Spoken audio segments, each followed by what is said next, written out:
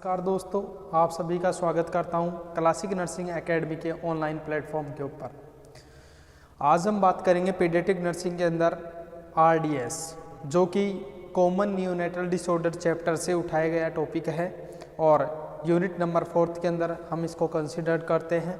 और common neonatal disorders के अंदर काफ़ी डिसऑर्डर्स हैं जिनके बारे में हमने 1 बाय 1 डील करने की बात रखी है। इससे पहले हमने हाइपोथर्मिया टॉपिक की बात कर ली है। आज हम बात करेंगे आरडीएस की, रेस्पिरेटरी डिस्ट्रेस सिंड्रोम। क्या है full form? Respiratory distress syndrome. कि रेस्पिरेटरी जो सिस्टम है उसके अंदर कहीं ना कहीं क्या हो रही है, बाधा उत्पन्न हो रही है। क्या उत्पन्न हो रही है? बाधा उत्पन्न हो रही है, जिसको हम बोल रहे हैं रेस्पिरेटरी डिस्ट्रेस सिंड्रोम। डिस्ट्रेस का मीन वैसे देखें तो डिफ़िकल्टीज है। क्या है? डिफ़िकल्टी की बाधा आ रही है।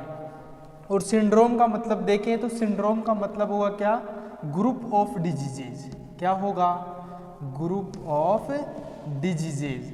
कि रेस्पिरेटरी सिस्टम के अंदर एक डिजीज नहीं है, काफ़ी सारे डिजीजेज के साथ रेस्पिरेटरी सिम्टम के साथ में आपको काफ़ी सारे एबनॉर्मलिटीज देखने को मिल रहे हैं बेबी की कंडीशन के अंदर, जिसके अंदर हम देख रहे हैं कि रेस्पिरेटरी सिस्टम के अंदर डिफ़िकल्टी आने की वजह से कई सारी डिजीजेज उत्पन्न हो रही हैं।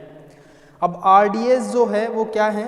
रेस्पिरेटरी डिस्ट्रेस सिंड्रोम जो है, इसके अंदर स्पेशली जो कमी है वो कहीं ना कहीं लंग की इनमेच्योरिटी है। जो हमारे लंग्स हैं, बेबीज़ के जो लंग्स हैं वो क्या है? इमेच्योर हैं। क्या है? इमेच्योर हैं एंड इनप्रॉपर। क्या है? इम्प्रॉपर प्रोडक्शन ऑफ सर्फेक्टेंट है। इम्प्रॉपर प्रोडक्शन ऑफ सर्फेक्टेंट है। ठीक है, जिसके साथ हमको क्या देखने को मिल रहा है? बेबी के अंदर हमारे को रेस्पिरेटरी सिस्टम के अंदर एबनॉर्मलिटी देखने को मिल रही है। अब जो रेस्पिरेटरी डिस्ट्रेस सिंड्रोम है, इसके एक दो नाम और हैं जिसको हम स्पेशली नाम से जाने जाते हैं, अर्थात हम बोल सकते हैं कि ऑल्सो नोन एज, एक दो नाम और हैं जैसे कि HMD। क्या है? HMD, highline membrane disease. क्या है? Highline membrane disease. ये भी आपको बताया जाएगा कि इसको हाईलाइन मेम्ब्रेन डिजीज क्यों बोला जाता है। इसी के साथ आरडीएस को हम इडियोपैथिक आरडीएस भी बोलते हैं। क्या बोलते हैं? इडियोपैथिक आरडीएस भी बोलते हैं और इन्फेंट आरडीएस भी इसको बोला जाता है। इसी के साथ कि देखिए कि जो आरडीएस है ये मोस्ट कॉमनली किस में देखा जाता है, तो जो प्रीटर्म बेबीज़ हैं उनके अंदर सबसे ज़्यादा देखने को मिलता है। अब आपको पता है जो प्रीटर्म का जो क्राइटेरिया रखा गया है, हमने जो टर्म प्रेगनेंसी का क्राइटेरिया रखा है वो कितना है? Term pregnancy 37 week to 42 week का जो क्राइटेरिया है वो किसको कंसिडर करता है? टर्म प्रेगनेंसी को। किसको करता है? टर्म प्रेगनेंसी को। यदि बिफोर 37 वीक, कब? बिफोर 37 वीक या फिर लेस देन 37 वीक के दौरान यदि क्या हो, बेबी हो, उसको हम किस में रखेंगे? प्री टर्म के अंदर रखेंगे। और प्री टर्म बेबीज़ के अंदर ही किसकी प्रॉब्लम आएगी? LBW बेबी की। अब जो प्री टर्म बेबीज़ हैं उनका जो मोस्ट कॉमनली उनके अंदर भी है वो लेस देन 34 वीक के दौरान जो बोर्न होते हैं। कब? 34 वीक ऑफ जेस्टेशन के बाद जो बर्थ लेते हैं उनके अंदर सबसे ज़्यादा कंडीशन देखने को मिलती है किसकी? आरडीएस की। इसी के साथ इसको इडियोपैथिक क्यों बोला गया है? कि इडियोपैथिक इसलिए बोला गया है कि जो सिजेरियन सेक्शन है, कौन सा? सिजेरियन सेक्शन है। हम जब डिलीवरी होती है, डिलीवरी परफॉर्म की जाती है, तो वेजाइनल डिलीवरी है उसको नॉर्मल कहा जा सकता है। सिजेरियन डिलीवरी है वो कहीं ना कहीं ऑपरेटिव डिलीवरी है, जो कि प्लान भी है, प्री प्लान भी है और कई बार सडनली भी है। तो उसके अंदर क्या है कि जो सिजेरियन सेक्शन के दौरान जो डिलीवरी कंडक्ट की जाती है उसके अंदर जो बेबी है वो एफर्ट नहीं लगा पाता है। जो नॉर्मल डिलीवरी रहती है जिसके अंदर एक प्रॉपर इंगेजमेंट है, डिसेंट है, पूरा एक परफॉर्म चलता है लेबर फेज का, वो प्रॉपरली नहीं हो पाता है। तो वो प्रॉपरली नहीं हो पाता है तो उसके लंग मेच्योर नहीं हो पाते हैं और लंग एक जितना एफर्ट होना चाहिए था उतना एफर्ट नहीं लगा पाते हैं, जिसकी वजह से फ्यूचर में क्या देखने को मिलता है, आरडीएस देखने को मिलता है। तो कहीं ना कहीं सिजेरियन सेक्शन हो रहा है वो डॉक्टर्स के द्वारा हो रहा है, इसलिए हमको क्या बोल रहे हैं, इडियोपैथिक आरडीएस भी बोल रहे हैं। इसी के साथ जो डायबिटिक मदर है, कौन सी मदर है, जो डायबिटिक मदर है, जेस्टेशनल जो मदर्स हैं उनके अंदर जब वो प्रेगनेंसी कंसीव कर लेती है और जब उनके पहले से डायबिटीज़ है या डायबिटीज़ हो जाता है तो उस दौरान उनके भी क्या देखने को मिलता है, हमारे को आरडीएस देखने को मिलता है। और ये सबसे ज़्यादा कंडीशन देखी गई है कि डायबिटीज़ मेलाइटिस वाली मदर यदि प्रेगनेंसी कंसीव करती है फीमेल तो उसको क्या देखने को मिल सकता है, उसकी बेबी के अंदर आरडीएस ज़रूर देखने को मिल सकता है। अब देखिए जो आरडीएस है उसके लिए जो सबसे इम्पैक्ट वाली बात है वो क्या है कि जो आरडीएस है रेस्पिरेटरी डिस्ट्रेस सिंड्रोम, उसके अंदर स्पेशली जो बेसिक डिफेक्ट रहा है वो किस चीज़ का रहा है, तो जो बेसिक डिफेक्ट है वो किसका है, सर्फेक्टेंट का है। किसका है, सर्फेक्टेंट का है। तो मैं आपको सर्फेक्टेंट के बारे में बताऊं पहले कि सर्फेक्टेंट क्या है, क्या है सर्फेक्टेंट क्या है। अभी सर्फेक्टेंट के लिए स्पेशली हम बात कर रहे हैं कि जो ये वीक आ रहे हैं 34 वीक, 35 वीक, 36 वीक, 37 वीक, इन वीक्स के ऊपर जेस्टेशन के दौरान क्या हो रहा है कि हम बोल रहे हैं कि इस वीक से पहले हो जाए तो ठीक है, इस वीक के बाद हो तो दिक्कत है। तो सर्फेक्टेंट के लिए जो मैच्योरेशन है या डेवलपमेंट है या फॉर्मेशन है वो कब स्टार्ट हो जाता है। तो जो सर्फेक्टेंट की कमी से हमारे को आरडीएस देखने को मिल रहा है, इसका फॉर्मेशन फीटस लाइफ के दौरान, कब, फीटस लाइफ के दौरान लगभग जेस्टेशन वीक जो बोले, जेस्टेशनल एज या जेस्टेशनल वीक हम बोले तो उसके अंदर लगभग 20 वीक से स्टार्ट हो जाता है। और कंप्लीट जो फॉर्मेशन है, कंप्लीट फॉर्मेशन है वो कब हो जाता है, कंप्लीट फॉर्मेशन हो जाता है लगभग 34 वीक के बाद। और मैच्योरेशनल स्टेज में कब डल जाता है, कंप्लीटली मैच्योर्ड जो सर्फेक्टेंट है वो कब हो जाता है, वो हो जाता है आफ्टर 36 वीक पे। और इसी वीक पे क्या होता है कि एक एलएस रेशियो होता है, क्या होता है, एलएस रेशियो, जिसको हम बोलते हैं लेसिथिन स्पिंगोमाइलिन रेशियो। क्या बोलते हैं, लेसिथिन स्पिंगोमाइलिन रेशियो। देखिएगा फुल फॉर्म, लेसिथिन स्पिंगोमाइलिन, स्पिंगोमाइलिन ये एक रेशियो होता है। तो नॉर्मली 2:1 फाउंड होता है। कितना होता है, 2:1 फाउंड होता है। और ये रेशियो बिफोर 36 वीक 1:1 में होता है। कितना होता है, 1:1 में होता है। और आफ्टर 36 वीक कब कितना हो जाता है, 2:1। और 2:1 होना ही इसका क्या है, नॉर्मल है। और ये हमारे लिए बेनिफिशियल है। अब इस बेनिफिशियल के साथ साथ ही देखिए कि जो लेसिथिन स्पिंगोमाइलिन है इनके बारे में भी बताऊँ मैं आपको कि लेसिथिन क्या है और स्पिंगोमाइलिन क्या है। तो लेसिथिन स्पिंगोमाइलिन कोई नई चीज़ नहीं है, ये फोस्फोलिपिड प्रोटीन कंटेंट के बने पार्ट है। जैसे कि लेसिथिन है वो है फोस्फोएटिडाइल कोलिन। क्या है, फोस्फोएटिडाइल कोलिन को ही हम क्या बोल सकते हैं, लेसिथिन बोल सकते हैं। और स्पिंगोमाइलिन को क्या बोल सकते हैं, एटिडाइल ग्लिसरॉल बोल सकते हैं, एटिडाइल ग्लिसरॉल बोल सकते हैं। देखिए लेसिथिन स्पिंगोमाइलिन रेशियो जो डिवाइड हो रहा है वो कब हो रहा है, आफ्टर 36 वीक के बाद या फिर आफ्टर 35 वीक के बाद। और इसके लिए हमने बोला कि लेसिथिन स्पिंगोमाइलिन क्या है, तो लेसिथिन स्पिंगोमाइलिन एक प्रकार का फोस्फोलिपिड कंटेंट है जो कि हम बोल सकते हैं लेसिथिन को फोस्फोएटिडाइल कोलिन और जो स्पिंगोमाइलिन उसको बोल सकते हैं फोस्फोएटिडाइल ग्लिसरॉल। अब ये जो लेसिथिन है एलएस रेशियो ये निर्धारित होता है, ये मैंने आपको बताया और ये बहुत ही आवश्यक है इसका निर्धारित होना, क्योंकि सर्फेक्टेंट है वो बहुत ही इंपॉर्टेंट है। अब सर्फेक्टेंट है तो सर्फेक्टेंट के फंक्शन भी होंगे, तभी तो ये इतना शोर मचा रहा है भाई, सही है कि नहीं। तो इसके जो मेनली फंक्शन है वो 3 फंक्शन रखे गए हैं। फर्स्ट वन फंक्शन है डिक्रीज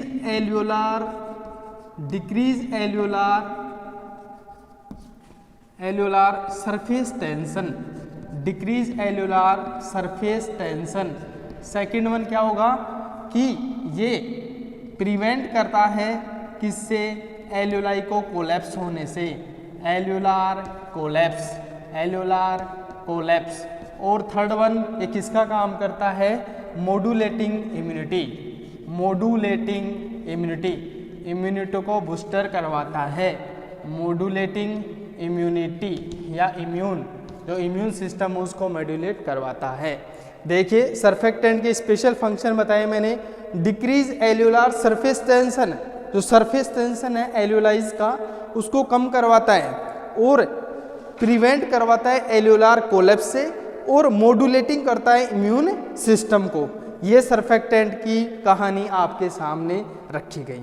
अब मैं बात करना चाहूँगा कि सर्फेक्टेंट की हमने सारी बात रखी, तो मैं ये देखना चाह रहा हूँ कि सर्फेक्टेंट स्टोर भी होता होगा कहीं पे, क्या होता होगा, स्टोर भी होता होगा।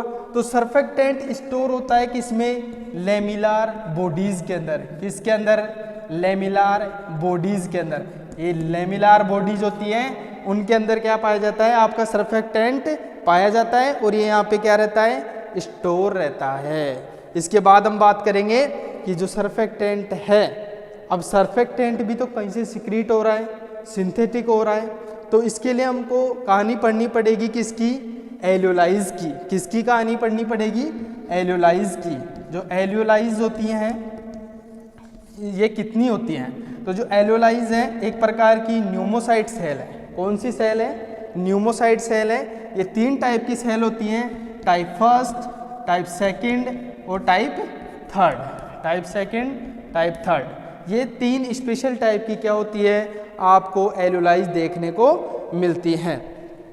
अब इन एल्यूलाइज के बारे में भी थोड़ा सा अध्ययन करते हैं हम कि सर्फेक्टेंट का जो रोल है वो कैसे न कैसे किससे जुड़ा हुआ है, आपकी एल्यूलाइज से जुड़ा हुआ है। किससे जुड़ा हुआ है, एल्यूलाइज से जुड़ा हुआ है।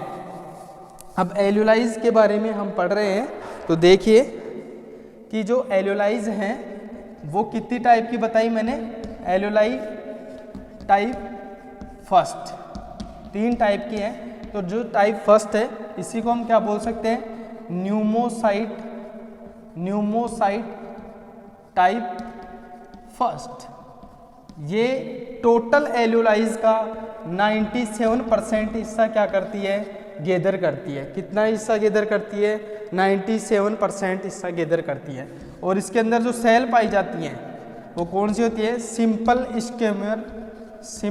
स्क्यूमर सेल इसके अंदर क्या होती हैं, पाई जाती है। ठीक है, अब इनका फंक्शन क्या है, इनका फंक्शन है गैसेज एक्सचेंज। क्या है, गैसेज एक्सचेंज। जो गैसेज हैं वो क्या करवाती हैं, ये एक्सचेंज करवाती हैं। जो आपकी CO2 और O2 है उनका एक्सचेंज करती है लंग्स के अंदर। तो स्पेशल है ये फंक्शन इसके लिए, एल्यूलार टाइप फर्स्ट के लिए गैसेज एक्सचेंजेस। इसके बाद में देखते हैं एल्यूलाई टाइप सेकंड। एल्यूलाई टाइप सेकंड को हम क्या बोलते हैं, न्यूमोसाइट टाइप सेकंड। ये टोटल एल्यूलाइज का 3% हिस्सा गैदर करती है। कितना हिस्सा, 3% हिस्सा। इसके अंदर जो सेल पाई जाती है वो कैसी होती है, कोल्यूमिनार टाइप की होती है। किस टाइप की होती है, कोल्यूमिनार टाइप की सेल आपको देखने को मिलती है। और इसका जो फंक्शन है वो भी बहुत ही इम्पोर्टेंट है। इस फंक्शन के लिए तो मैं एल्यूलाइज को पढ़ा रहा हूँ, नहीं मेरे को पढ़ाने की आवश्यकता ही नहीं थी, कि जो एल्यूलाइज टाइप सेकंड है इनका फंक्शन ही है सर्फेक्टेंट का प्रोडक्शन करना। क्या करना, सर्फेक्टेंट का प्रोडक्शन करना ही किसका काम है, एल्यूलार टाइप सेकंड का। भाई 3 एल्यूलाइज है अपने पास, फर्स्ट सेकंड थर्ड। फर्स्ट बोल रही है मैं गैसेज का एक्सचेंज करूंगी, सेकंड बोल रही है मैं सर्फेक्टेंट का प्रोडक्शन करूंगी, और थर्ड आपके सामने आ रही है वो क्या करेंगी, एल्यूलाई टाइप थर्ड ये बोल रही हैं कि हम क्या करेंगे, हम तो मैक्रोफेजेस का रिलीज करेंगे। किसका, मैक्रोफेजेस का। जब इम्यून सिस्टम के अंदर कोई एबनॉर्मलिटी क्रिएट होगी तब हम मैक्रोफेजेस क्रिएट करेंगे। तो अपने पास एल्यूलाइज 3 टाइप की हो गई, pneumocyte first, pneumocyte second, pneumocyte third.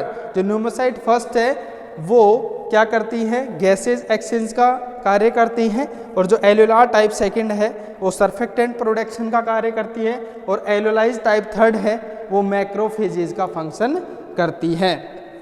ये हमारे पास कहानी आई किसकी, आरडीएस के पीछे जो लॉजिक रखा गया है उसकी। इसके बाद हम देखते हैं कि जो आरडीएस है उसको लेकर रिस्क फैक्टर क्या है, उसको लेकर रिस्क फैक्टर क्या है या प्रीडिस्पोजिंग फैक्टर क्या है। तो देखिए कि हम बात कर रहे हैं रिस्क फैक्टर या फिर प्रीडिस्पोजिंग फैक्टर। क्या है, रिस्क फैक्टर या प्रीडिस्पोजिंग फैक्टर। तो इसके अंदर हम बात करते हैं कि फर्स्ट वन या मोस्ट कॉमन जो देखने को मिलेगा वो क्या होगा, प्री टर्म। क्या होगा, प्री टर्म बेबीज। कौन से बेबी, प्री टर्म बेबीज आपको देखने को मिलेंगे, जो कि मोस्ट कॉमन रिस्क फैक्टर रहेगा किसका, आरडीएस का। इसके बाद देखते हैं हाइपोथर्मिया। क्या है, हाइपोथर्मिया। हाइपोथर्मिया के केसेज में भी आपको देखने को मिलेगा आरडीएस। इसके बाद हम बात करें एस्फेक्सिया। क्या है, एस्फेक्सिया। एस्फेक्सिया के केसेज में भाई बहुत ज़्यादा क्या हो जाती है, ब्रीथिंग लॉस हो जाती है, प्रॉपरली बिल्कुल भी रेस्पॉन्स नहीं हो पाता है, एज ए एपनिया की कंडीशन हो जाती है, जिसके अंदर हम क्या बोल रहे हैं कि एस्फेक्सिया की कंडीशन में क्या करवा सकती है, आरडीएस करवा सकती है। इसके बाद बात करते हैं एसिडोसिस। क्या है, एसिडोसिस। इसके अलावा टाइप सेकंड एल्यूलार सेल का क्या हो जाना, टाइप सेकंड एल्यूलार सेल का डैमेज हो जाना, टाइप सेकंड एल्यूलार सेल का डैमेज हो जाना।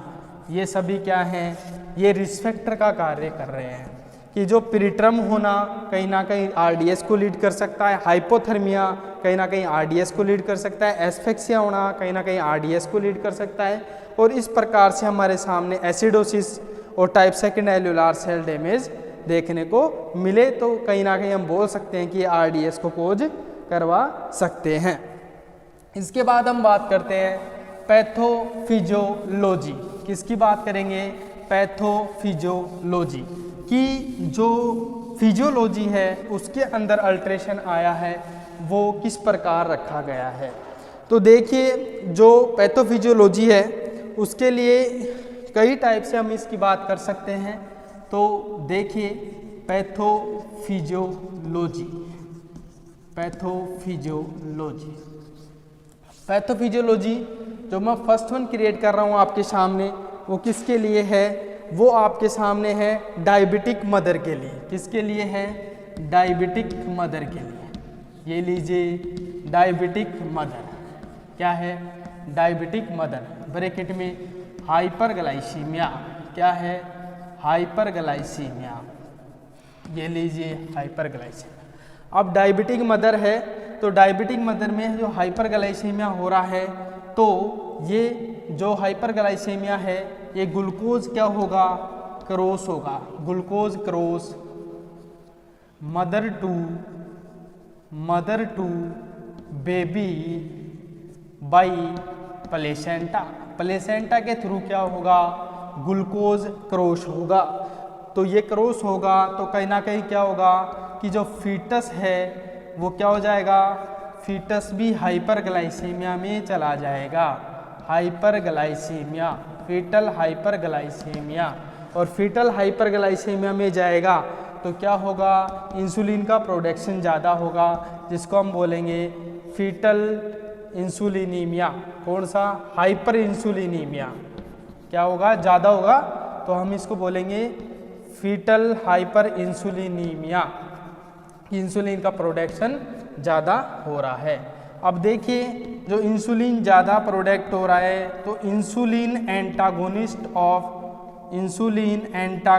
ऑफ किसका एंटागोनिस्ट है? इंसुलिन एंटागोनिस्ट ऑफ ग्लूकोकोर्टिकोइड का। किसका? ग्लूकोकोर्टिकोइड का क्या है? ये ग्लूकोकोर्टिकोइड का क्या है?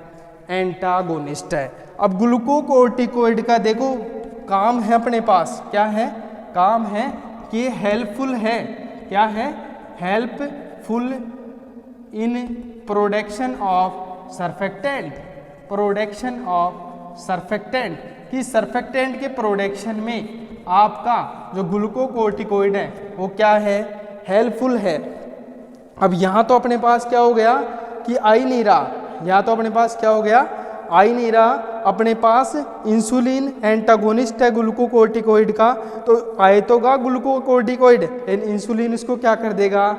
नहीं आने देगा। अब मैंने आपको बताया कि जब ये प्रॉपर सर्फेक्टेंट यहाँ पे नहीं आएगा तो अपने पास क्या होगा?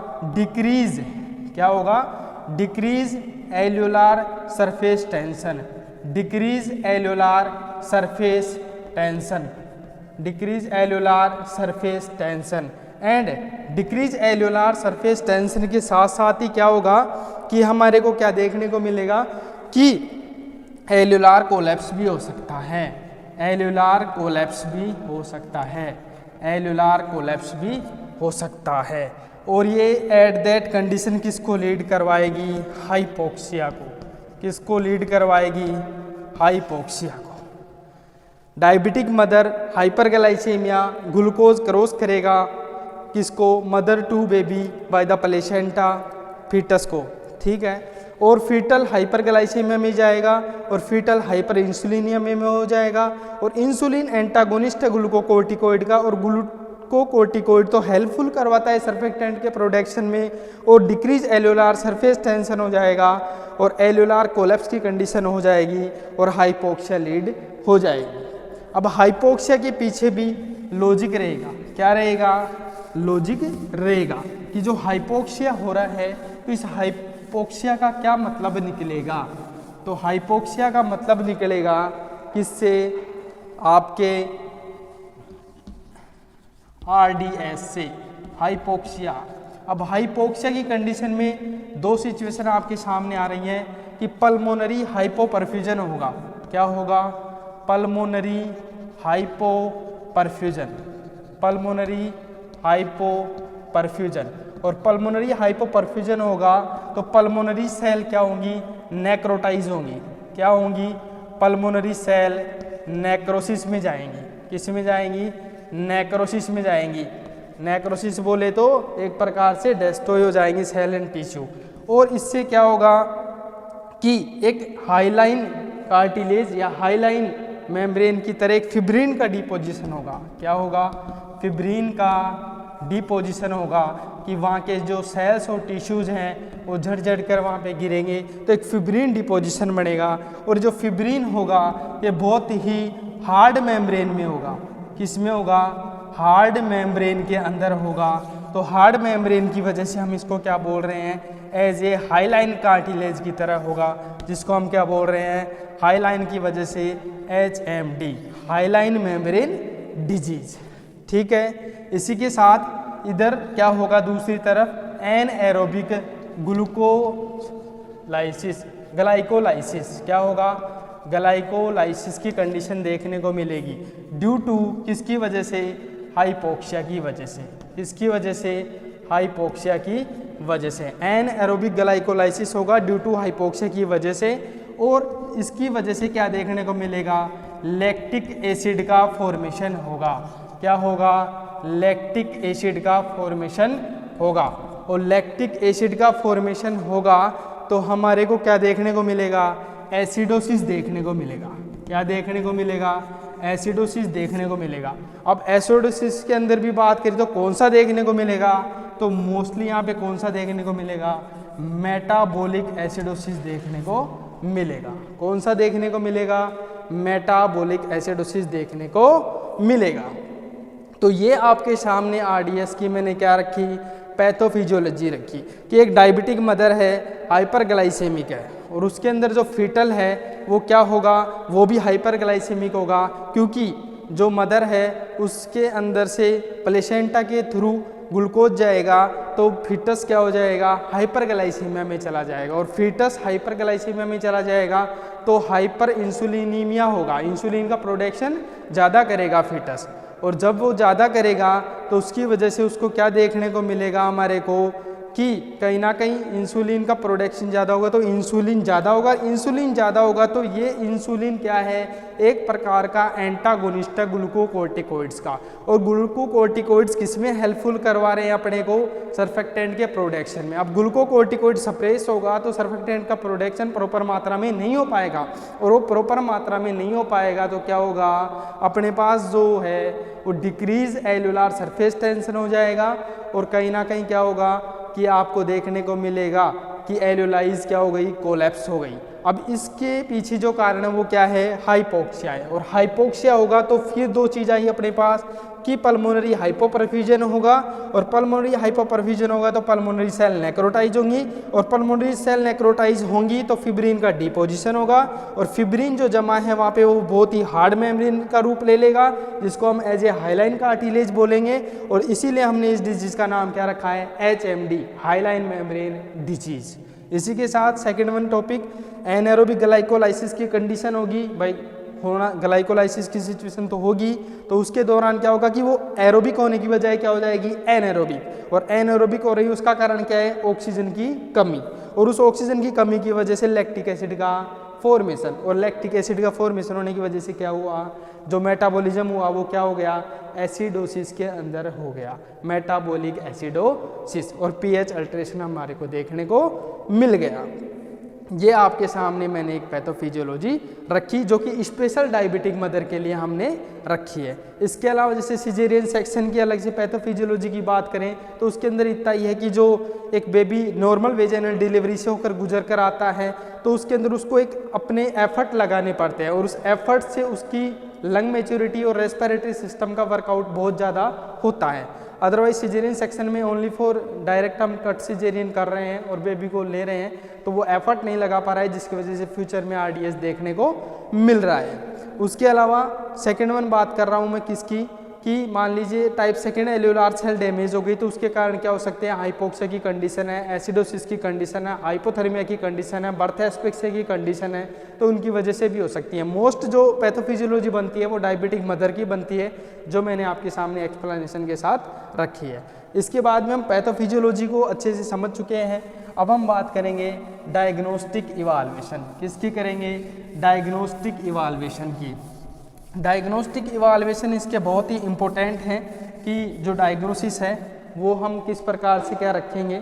तो डायग्नोसिस के अंदर देखिए, डायग्नोसिस के अंदर सबसे पहले बात करते हैं हम हिस्ट्री कलेक्शन। क्या करेंगे, हिस्ट्री कलेक्शन। अब हिस्ट्री कलेक्शन के अंदर क्या करना है कि आपको प्रीवियस हिस्ट्री लेनी है फैमिली के अंदर, या फिर मदर किस प्रकार से प्रेग्नेंट है, भाई डायबिटिक तो नहीं है और डिलीवरी नॉर्मल थी कि नहीं थी, ये सभी बातों की आप क्या करेंगे, हिस्ट्री कलेक्शन लेंगे। उसके बाद में फिजिकल एग्जामिनेशन में आपको क्या करना है कि सिल्वरमैन स्कोर चेक करना है। सिल्वरमैन स्कोर चेक करते हैं जो कि with in 2 hour of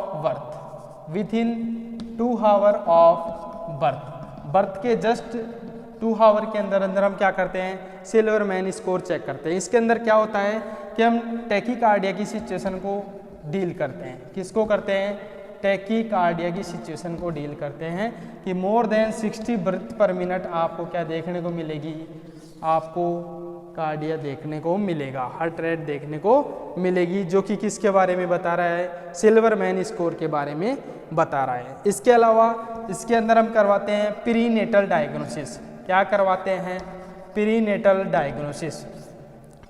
diagnosis में क्या है कि एक प्रकार का हम PCPNDT जैसे कि प्री कंसेप्चुअल प्री डायग्नोस्टिक इवाल्वेशन करवाते हैं, उसी प्रकार से हम इसके अंदर चेकआउट करवा सकते हैं किसको, LS रेशियो को। किसको, LS रेशियो को आप चेकआउट करवा सकते हैं। इसके अलावा मैंने आपको बताया था कि जो सर्फेक्टेंट होते हैं वो कहाँ पे स्टोरेज होते हैं, लेमिलार बॉडीज में। तो एक टेस्ट इनका भी बनता है कि लेमिलार बॉडीज टेस्ट कर लें। हम क्या कर लें, लेमिलार बॉडीज टेस्ट भी कर सकते हैं। इसी के साथ नेक्स्ट वन कि चेस्ट एक्सरे भी करवा सकते हैं। क्या करवा सकते हैं, चेस्ट एक्सरे। क्या करवा सकते हैं, चेस्ट एक्सरे। और चेस्ट एक्सरे के लिए इम्पोर्टेंट बात कि ये कन्फर्मेटरी डायग्नोसिस है।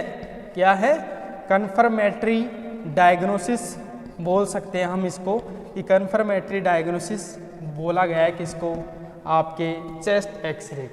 इसके बाद में एक स्पेशल टेस्ट आता है जिसको हम सेक टेस्ट बोलते हैं। क्या बोलते हैं, सेक टेस्ट। इसके बारे में हम अभी डील करेंगे। एक और डायग्नोसिस है एबीजी एनालिसिस। एबीजी एनालिसिस में हमारे पास जो आ रहा है कि मेटाबॉलिक एसिडोसिस हो रहा है, तो उसके हिसाब से हमारे को वैल्यू देखने को मिल जाएंगी पीएच की, CO2 की, SCO3 की। तो इस प्रकार हम क्या करते हैं कि 7 डायग्नोसिस आपके सामने रखते हैं। History collection, physical examination, prenatal diagnosis, lamellar body test, chest x-ray, shake test, ABG analysis. अब हमने सबको देखा, सबको समझा। अभी एक टॉपिक नहीं समझा है मैंने आपको, सेक टेस्ट, क्योंकि सेक टेस्ट बहुत ही इम्पोर्टेंट है। क्या है, सेक टेस्ट बहुत ही इम्पोर्टेंट है, जिसको हम पढ़ेंगे अभी। और याद रखिएगा कि सेक टेस्ट कितना ही इम्पोर्टेंट हो, लेकिन कन्फर्मेटरी डायग्नोसिस तो फिर भी क्या है, चेस्ट एक्सरे है। क्या है, चेस्ट एक्सरे है। तो देखिए सेक टेस्ट के बारे में कहानी कि सेक टेस्ट क्या है। सेक टेस्ट ही क्या है, फोम टेस्ट है। क्या है, फोम टेस्ट है। और फोम टेस्ट ही क्या है, बबल टेस्ट है। क्या है, बबल टेस्ट है। कि आपका सेक टेस्ट ही फोम टेस्ट है, फोम टेस्ट ही बबल टेस्ट है। अब इसके बारे में देखिए कि आपको क्या करना है, 0.5 ml एमनियोटिक फ्लूइड लेना है। क्या लेना है, 0.5 ml एमनियोटिक फ्लूइड लेना है। प्लस आपको क्या लेना है, 0.5 ml NS लेना है। 0.5 ml NS लेना है। और प्लस आपको क्या लेना है, 1 ml 95% एथेनॉल लेना है। क्या लेना है, 1 ml 95% एथेनॉल लेना है। इसके बाद में इनको हमको क्या करना है, सेक करना है। सेक कीजिए आप 15 से 60 सेकेंड्स, 15 to 60 सेकेंड्स तक क्या करें, हम इसको सेक करेंगे। इसके बाद में आपको एटलीस्ट कितना समय, एटलीस्ट आपको 15 मिनट क्या करना है, वेट करना है। 15 मिनट क्या करना है, वेट करना है। और वेट करने के बाद में हमारे को क्या करना है कि हम 15 मिनट वेट करेंगे और उसके बाद में हम देखेंगे कि हमारे पास बबल रिंग बनी या नहीं बनी, बबल रिंग बनी या नहीं बनी। तो इधर देखिए कि बबल रिंग आती है, यदि नो रिंग ऑफ बबल, एक रिंग बनेगी उसके अंदर बबल देखने को मिलेंगे, no ring of bubble, no ring of bubble और present of bubble, present of bubble. यदि रिंग नहीं बनती है, क्या होता है, अगर रिंग नहीं बनती है तो आपको नेगेटिव फॉर सर्फेक्टेंट, क्या है आपका test, negative for surfactant. Surfactant क्या है, नेगेटिव है, सर्फेक्टेंट नेगेटिव। और इसको हम क्या बोल देंगे, positive for surfactant, positive for surfactant. और पॉजिटिव फॉर सर्फेक्टेंट, अगर नेगेटिव सर्फेक्टेंट है तो आपको पता है कि आपका RDS क्या होगा, पॉजिटिव होगा। RDS क्या होगा, पॉजिटिव RDS, अर्थात RDS है। और यदि आपका सर्फेक्टेंट पॉजिटिव है तो क्या होगा, आपका RDS नेगेटिव, RDS नहीं है। देखिए टेस्ट का रिजल्ट कुछ अलग बता रहा है कि सबसे पहले आप क्या करेंगे, 0.5 ml एमनियोटिक फ्लूइड लेंगे, 0.5 ml NS लेंगे, 1 ml 95% एथेनॉल लेंगे और इन तीनों को क्या करेंगे, मिक्सअप करेंगे, सेक करेंगे 15 से 60 सेकेंड। उसके बाद में 15 मिनट तक वेट करेंगे। उसके बाद आपके पास रिंग ऑफ बबल नहीं आएगी तो आप समझे कि सरफेक्टेंट नहीं है, और सरफेक्टेंट नहीं है तो आरडीएस पॉजिटिव है, अर्थात आपके बेबी को आरडीएस है। और यदि आप मान लीजिए बबल्स प्रेजेंट है, इसका मतलब सरफेक्टेंट प्रेजेंट है, और सरफेक्टेंट प्रेजेंट है तो आरडीएस नेगेटिव है, हमारा बेबी आरडीएस से युक्त नहीं है, बेबी के आरडीएस नहीं है।